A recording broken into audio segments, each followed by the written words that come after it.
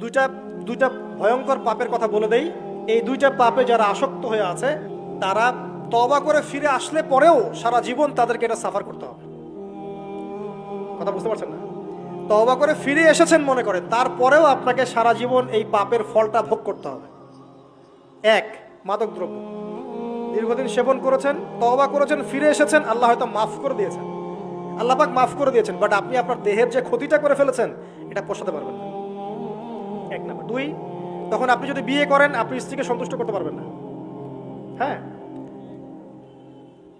দুই নাম্বার হচ্ছে এই যে গোপনে যুবকরা যে পাপটা করে, মাস্টারবেশন, যেটাকে আমরা বলি হস্তমৈথুন, এই পাপ যেসব যুবকরা করছে বা করে, এবং অ্যাভেলেবেল এই পাপটা সবাই করে, কারণ এখন পর্নের যুগ, পর্ন দেখলে তো আর কোনো উপায় নাই, তখন তো এই পথেই যেতে হচ্ছে, নিজের উপরে নিজেকে জুলুম করতে হচ্ছে। যারা হস্তমৈথুন অভ্যস্ত হয়ে গেছে এরা যদি তওবা করে ফিরেও আসে, শরীরের যে ক্ষতিটা হয়েছে এটা পূরণ হবে না কখন।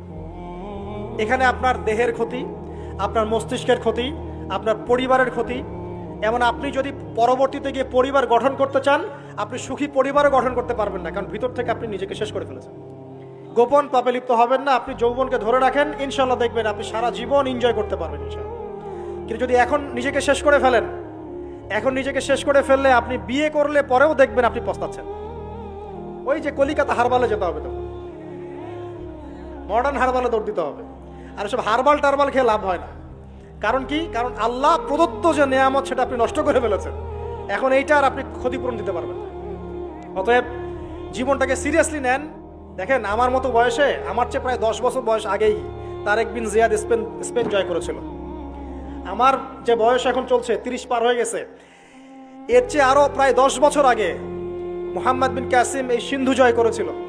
এখন যে ইসলাম আপনি ভোগ করছেন এটা তাদের ফল, তাদের এই জিহাদের ফল।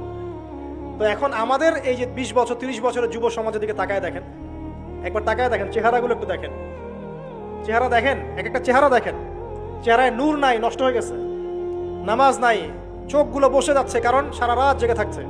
ওই যে টিকটক টিকটক টিকটক সারা রাত, হ্যাঁ সারা রাত ফোনে, সারা রাত গল্প গুজব। রাত্রেবেলা দেখবেন, রাত্রেবেলা শহর যেন জীবিত হচ্ছে, রাত্রেবেলা ক্যারাম খেলে, রাত্রে লুডু খেলে, রাত্রে এটা করে, রাত্রে সেই, সারাদিন ঘুম, সারাটা দিন ঘুম। আপনি কি জানেন সারা রাত কে জেগে থাকে, সারাদিন কে, সারা রাত কে ঘুমায় আর সারা দিন কে জেগে থাকে? সারা রাত জেগে থাকে কুকুর এবং সারাদিন ঘুমায় কুকুর। আর দেখবেন আপনি বিড়ালকে দেখবেন, ও কিন্তু রাত্রে ঘুম এবং দিনের বেলা সে অ্যাক্টিভ। পাখিকে দেখবেন, পাখি সন্ধ্যা হলো একদম ঘরে, যেই সূর্য ডুববে পাখি একদম ঘরে, দেখেন না? পাখি ঘরে। আর যেই ফজর হবে পাখি বের হয়ে গেল। আর আল্লাহ রাসূল সাল্লাল্লাহু আলাইহি ওয়াসাল্লাম হয়তো বা এই কারণেই, আল্লাহ ভালো জানেন, তিনি বলেছেন এমন কিছু মানুষ জান্নাতে যাবে যাদের মনটা হবে পাখির মতো। সুবহানাল্লাহ। দেখেন পাখি কি করে, একদম সন্ধ্যা হলো ঘরে ঢুকে গেল, যেই ফজর হবে একদম ফজরের আগে আগে সে বের হয়ে গেল। তো পাখির মতো হওয়ার চেষ্টা করেন, পাখির মতো লাইফস্টাইলে আসেন, এবং সে সারাদিন পরিশ্রম করে রিজিকের জন্য, করে না? আল্লাহ পাক পাখিকে রিজিক দেন কি চাকরির মধ্য দিয়ে না ব্যবসার মধ্য দিয়ে? কিভাবে সে রিজিক পায়? তাওয়াক্কুল, তাওয়াক্কুল, আল্লাহর প্রতি তাওয়াক্কুল। আর তাওয়াক্কুল করে কি সে ঘরে বসে থাকে না রিজিক সার্চ করে, রিজিক তালাশ করে? আপনিও রিজিক তালাশ করেন, আল্লাহ পাক রিজিক দিবে ইনশাআল্লাহ। প্রিয় যুবক ভাইরা, আল্লাহর ওয়াস্তে তওবা করেন। যারা যারা মাদকদ্রব্যের সাথে সংশ্লিষ্ট আছেন বা থাকার সম্ভাবনাও ছিল, এ ধার কাছেও যাবেন না, ওয়াদা করছেন তো? এবং গোপন পাপে লিপ্ত হবেন না। মুসলিম তরুণ যুবকদেরকে উদ্দেশ্যে বলছি যে আপনারা কায়িক পরিশ্রম করেন, কায়িক পরিশ্রম করেন, 5 ওয়াক্ত সালাতটা আল্লাহর ওয়াস্তে নামাজে মসজিদে এসে পড়েন। বেশি কিছু করতে বলছি না ভাই, আমার কথা শোনেন, বেশি কিছু করতে বলছি না। আল্লাহর ওয়াস্তে 5 ওয়াক্ত নামাজটা মসজিদে পড়েন, পারবেন না? আচ্ছা, ডেইলি 10টা পৃষ্ঠা করে কোরআন তেলাওয়াত করেন, পারবেন? আল্লাহ তৌফিক দান করুন। ডেইলি 2-4 টাকা করে সদকা করেন, পারবেন? আচ্ছা, প্রত্যেক দিন কিছু দাওয়াতি কাজ করেন, আমর বিল মারুফ, সৎ কাজের আদেশ করবেন, নাহি আনিল মুনকার, অসৎ কাজে নিষেধ করবেন, পারা যাবে ইনশাআল্লাহ। আপনি হালাল রিজিকের একটা সন্ধান খোঁজার চেষ্টা করেন, পারবেন ইনশাআল্লাহ। পড়াশোনায় নিজেকে ব্যস্ত রাখেন, লেখাপড়ায় নিজেকে ব্যস্ত রাখেন। যদি এর পাশে আপনি সময় পান, আমি বলবো আপনি খেলাধুলা করেন।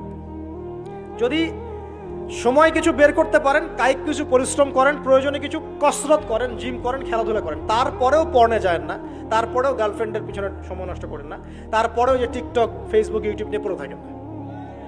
ওগুলোর চেয়ে খেলাধুলা করা অনেক ভালো আছে। অ্যাটলিস্ট আপনি ফিজিক্যালি ফিট থাকবেন। অনেকে বলতে পারে যে এটা না করলে হয়, এটা বাজে কাজ, সময় নষ্ট। আমি মনে করি এখনকার যুবকরা যেসব পথে সময় নষ্ট করছে এর চাইতে অ্যাটলিস্ট খেলাধুলা করলে ভালো ছিল।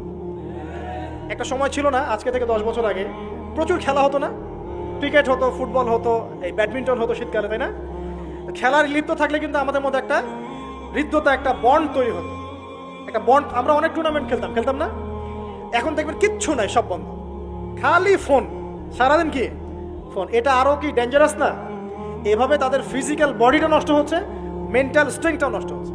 এর চেয়ে বরং তারা যদি কোনো কসরত করে এটা অনেক ভালো হবে, এটা আমার মত। এটা আমি কোরআন সুন্নাহ থেকে কোনো কথা বলছি না। আল্লাহ পাক বোঝার তৌফিক দেখ।